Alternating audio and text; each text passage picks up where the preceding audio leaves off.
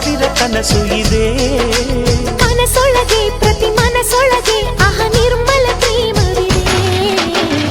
ಅಣ್ಣ ನಮ್ಮ ಅಣ್ಣ ಇವನು ನಮ್ಮ ದೇವನು, ಕೋಟಿ ಜನ್ಮ ಬಂದರು ಕೋಟಿಗೊಬ್ಬನು.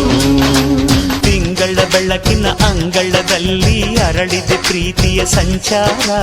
ದೇವರೇ ಬಂದರು ನಾಚಲೇಬೇಕು, ಸ್ವರ್ಗವೇ ನಮ್ಮ ಸಂಸಾರ.